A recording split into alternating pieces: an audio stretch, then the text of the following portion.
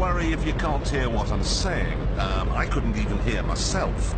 This is the loudest sound you could possibly conceive. And, as it turns out, the cleanest.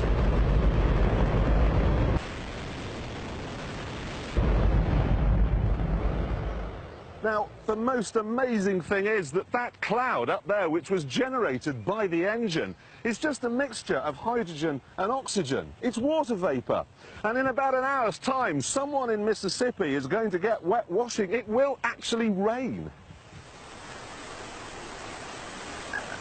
I told you! It's raining! That's unbelievable! Oh, NASA's playing God. It's making its own weather.